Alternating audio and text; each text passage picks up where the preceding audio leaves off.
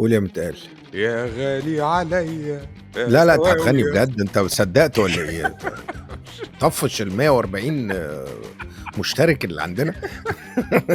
مقام سريع بس كده. بلا مقام بلا مقامش بلا هو انت لو اديتنا مقام مش هيقوم اصلا. لا خلاص. صبح صبح مش يا فندم. صباح صباح يا استاذ سام. قلقت من كام يوم ولقيت نفسي نايم لوحدي في السرير هربت مراتك هربت؟ فرحت ادور عليها.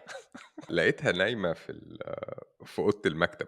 المهم يا سيدي، فابتديت اقرب فسمعت حد بيتكلم، فلقيت بقى الكلام، وراح الراجل دبح الست وقطع رجلها وربط رجلها فوق دماغها وراح شايل يا نهار اسود، عارفين. وبعد كده اتفرج هو على ايه دي؟ ما بتتفرجش، بتسمع. وهي بتسمعش، هي اوكي. نايمه. هي نايمه تماما. اصلا هي اصلا نايمه، يعني هو اللي بتسمعه ده هدى اعصابها وريحها لدرجه انها راحت في النوم. بالظبط. تمام.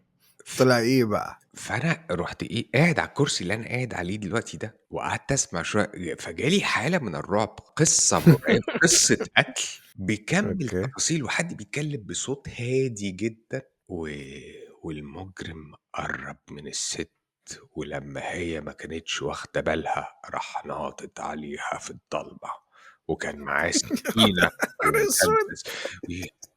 فطبعًا أنا رُحت قُلت ده يعني ما ينفعش تصحّيها في الموقف ده، فأنا رُحت قافل عليها الباب طبعا. بالمفتاح عشان برضه أأمِّن نَفْسي، لإن ايوه. أنت ما تعرفش. وبعد كده رُحت نايم، قُلت بقى لمّا أصحى أشوف إيه اللي بيحصل. اكتشفت إن مراتي عندها إدمان لحاجة اسمها crime podcast true crime يا podcast. راجل، لا بتهزر، ده انا كنت فاكر مراتي بس انا لوحدي اللي هي عندها الهوس أنت ده. كمان عندك يا نهار اسود، ده انا مراتي بقى مصيبه سودا، لان انت مراتك اللي انا فهمته منك دلوقتي ان مراتك بتسمع الحاجات دي وبتنام. آه. دي بتسمع الحاجات دي وبتنام عليها. انا إمم. مراتي بقى تقعد تتفرج على الحاجات دي وتتسرع بقى، وتقوم تقفل كل البيبان وتفتح كل مش عارف ايه، وتحط بقى ناقص تحط سكينة بقى ومسدس تحت طب ليه يا حبيبتي ليه بتتفرجي على الحاجات دي؟ لما هي لا اصل انا بحبها قوي بحبها قوي. طيب بتحبيها قوي يبقى اتفرجي من غير ما تترعبي وتتسرعي، لان هم مش هيجولك الناس دي، دول ممسوكين بعيد. ما تفهمش، انا مش فاهم بقى الموضوع ده خالص. هو موضوع غريب وobsession. وهو هوس. فسألت الذكاء الاصطناعي، قُلت له: "قُل لي يا اه ذكاء إيه اللي بيحصل؟" أولًا it's growing، يعني اه ده ترند. ده trend، والtrend ده ايوه بيكبر بشكل غير عادي.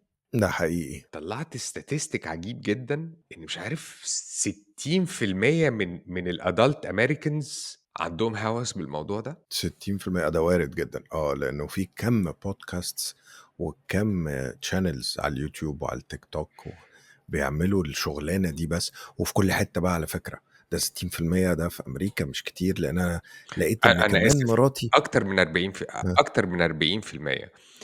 من أوكي، فوق سن ال13 almost النُص، أقل شوية من النُص، فوق ال13 آه، سَنة الأمريكان عندهم obsession بالموضوع ده. والtrend ده واضح إنه في العالم كله، لإنه مراتي طلعت بتتفرج، يعني ابتدت تسمع الحاجات كلها اللي على اليوتيوب والتيك توك وكده، وابتدت خلّصهم، فدخلت على المصري، لإن المصري كمان في مصر فيه podcasts وفيه يوتيوب channels بتتكلم على الtrue crime، حاجات مصرية المواقف دي والّا بالعبيط. حاجات بيترجموا حاجات؟ أمريكاني وحاجات أوروبي، بيترجموا حاجات أمريكاني وبيترجموا أوروبي وحالات مصرية، كل حاجة.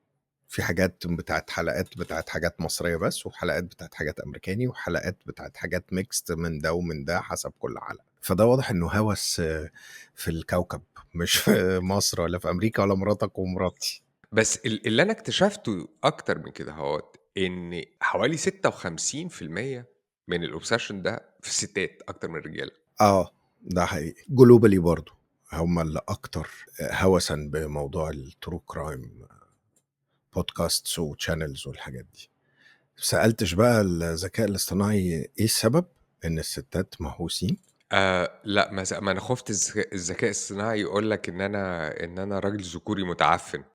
لأ طب استنى بقى، هي ما لهاش علاقة بإنك راجل ذكوري متوفّق خالص ولا ليها أي حاجة، أنت بتسأل عادي بتresearch. لأ، ما أنا بقيت طب أنا باخاف. سألت بقى الذكاء الاصطناعي أروبة برضه. إيه أسباب إن الستات مهووسة بالtrue crime channels؟ طلع إيه بقى؟ قُل لي. 5 حاجات رئيسية. أول حاجة عايزين يتفهّموا الخطورة والمخاطر بتاعة الحاجات دي. أول سبب إن هم عايزين يفهموا الخطورة ويدرسوها عشان by default أغلب الحلقات اللي باتفرّج عليها الضحايا ستات، فهُم الobsession ده إن هي عايزة تفهم الخطر عامل إزاي وتبقى مستعدة ليه، وفاهمة إن في كده وفي كده وفي كده وفي كده كل الهبل والهوس الرهيب ده من عند الرجالة عامل إزاي عشان يبقوا هم متحضّرين. تاني نقطة بقى يا معلم، عندهم فضول إن هم يفهموا الناس دي بتعمل كده ليه، وده اللي بيشتركوا فيه مع الرجالة. يعني هتلاقي موضوع الفضول السيكولوجي بتاع الفضول السيكولوجي للحالات دي وليه بيوصل الناس تعمل كده، هم والرجالة زي بعض، بس الستات بيبقى عندها فضول عشان عايز تفهم الهيومن بيهيفير عامل ازاي، والبني ادمين دول مهاويس وممكن يروحوا لاي اكستريم، بالذات الرجاله إمم. لان هم الاغلبيه من الحلقات دي يعني. وازاي بيعملوه، وفي منهم بيبقوا مجانين اكستريم، وفي منهم بيبقى امور وحليوه ويستقطبها ويحسسها ان هي ملكه وجميله وبعدين يقطعها 36 الف المجرم حته. الحنين. اه ايوه والحاجات، زي فهم اللي برضو عندنا. عايزين هي. تالت نقطه ان هم بيبقوا عندهم تعاطف تجاه الضحيه، لان زي ما قلنا الاغلبيه ضحايا ستات، إمم. فكست هي بتبقى برضو عايزه تشوف الناراتيف الحكايه عامله ازاي وتتعاطف مع الضحيه، لانه اغلب الحلقات دي، لان انا بتفرج كنت عليها ساعات، لأن أنا باتفرّج عليها الحاجة الوحيدة من الناحية الفضول السيكولوجي بتاع إن إزاي البني آدمين ممكن يبقوا مختلين للدرجة دي، فهُم التعاطف بقى بتاع الضحية وإنه هي الحلقة كلّها إزاي بتrecover من اللي حصل لها أو إيه التروما اللي حصلت لها عشان برضه يحضّروا نَفْسهم من أول نقطة، زي أول نقطة اللي هي فهم الخطورة والخطر عامل إزاي والتعامل معاه إزاي في التروما والضحية والكلام ده كله. رابع نقطة دي بقى أكتر واحدة ضحكتني، دي اللي هي زي ما بتتفرجوا على المسلسلات التركي كده، حاجة اسمها هي بالإنجليزي controlled fear، اللي هو هم عايزين يحسوا بالخوف والخضة والخطورة اهم. بس بعيد. أنا باتفرج في التلفزيون مش أنا الضحية، أنا مبسوطة إن أنا باتفرج على واحدة تانية بتتعذب، عايزة الأدرينالين رش بتاعة الخطر والرعب وإنها تبقى مسروعة وهي قاعدة، بس هي بتتفرج فهي في الأمان يعني. فدي ضحكتني جدا لأن دي تدلنا برضو على سيكولوجية الست عاملة إزاي. بس أنا فاهم؟ هارجع لك للنقطة دي، يعني كمّل وعايز أرجع أنا للنقطة دي، النقطة دي ما بالنسبة لي فيش، جامدة. هو فاضل نقطة واحدة، آخر واحدة، اللي هي الclosure بقى، التحقيق تحقيق العقاب يعني آه. إن هم برضه الستات بيحبوا يتفرجوا عشان إيه، انتصار الحق على الشر أيوه، أيوه. وبتاع دي وكده، اسمها وإنه wish fulfillment. الضح إن الحق حصل والjustice الحق حصلت. حصل، وإن أيوه. الضحية خدت حقها، وإنه هو اتقتل أو اتحاكم أو اتسجن أو اتقبض عليه، فده بالنسبة لهم بيبقى برضه في نوع من الإرضاء. controlled fear ده آآ يعني هو ليه بُعدين، بس هو في البُعد الأولاني المسرح. فكرة المسرح لمّا ابتدت من أيام الإغريق، وإن في مجموعة من الناس بتمثّل حاجة ممكن تكون حصلت أو ما إمم. تكونش حصلت، في الconflict وفي الطيب والشرير، وده بيضرب ده وده بيروح واقع ومش عارف. إحنا ليه كبني آدمين فكرة المسرح وفكرة إن إحنا نتفرّج على التجربة البشرية من بُعد، كان أيوه. دايمًا كان دايمًا فيها حاجة كده لإن في جزء منّه الكاثارسيس، إنّك أنت بتمُر بالتجربة الإنسانية الشعورية من غير ما تتأثّر. من غير ما أنت تتلَط بقى آه. vicariously أنت بتمُر مالك؟ بالمشاعر vicariously. لأ، هنقف هنا، آه. vicariously دي ما حدش هيفهمها، ولا أنا هاعرف أقولها بالعربي.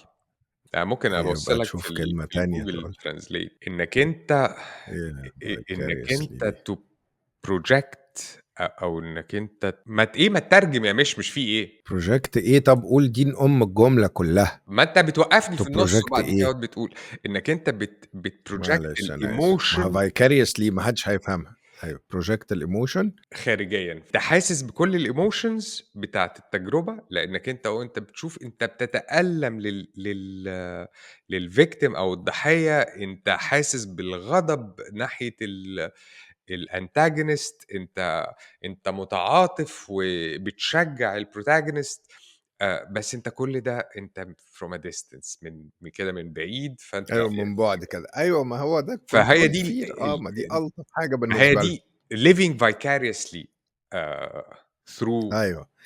somebody or يعني something. تعيش التجربة من خلال آخرين. اسم الله عليك، اسم الله عليك. ده كده إيه، عمومًا بيتكلّم على إمم. كل التجارب، سواء التجارب الحلوة أو أيوه، أيوه. التجارب الوحشة، لإن ما هو أنت ممكن وحشة. تتفرّج على فيلم romantic comedy والشاب الأمور ومش عارف والبت اللي زي اللي مش عارف إيه وتتمنى وتمشوا على النيل وبتاع. ومش عارف وكلوا كوز ذرة، إمم. فأنت كده أيوه أيوه. مش هو الحبّتين ده دول. أيوه. بس فكرة بقى إيه الemotions اللي هي تقيلة، زي آه. الخوف، زي الغضب، زي مش عارف إيه، هي دي بالنسبة لي حاجة مثيرة أكتر، فافتكرت أنا ما أعرفش أنت كان ليك كمان في الhard rock والheavy metal والكلام ده كلّه زمان والّا مش سكتك؟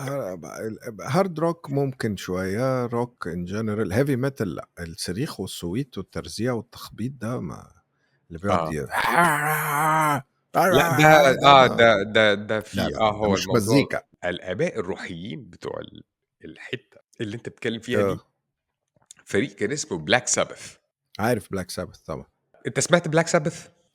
بس مش كل حاجاتهم تعجبني. اللي ناس كتيرة ما تعرفوش إن Black Sabbath في الأساس بيلعبوا بلوز، اللي هو يا البلوز راجل! ده يعني 12 بار حاجة يا راجل ده هادية، حاجة جميلة. حاجة دمها خفيف جدًا، جدًا، جدًا. مزيكا ده جميلة. قبل ما يتعرفوا، قبل ما يتشهروا، قبل مش عارف قبل الكلام ده كله. فأنا قريت في interview مع الراجل اللي أسس الفريق ده، هو وأصحابه راحوا اتفرجوا على فيلم رعب، فلمّا طلعوا من الفيلم الراجل جات له كده إيه، يعني فكرة، في لمبة نوّرت في دماغه، قال لك الناس بتدفع تذاكر عشان تدخل تتفرّج على حاجة تخوّفها، طب ما تيجي نعمل مزيكا تخوّف تخوّفهم. الناس.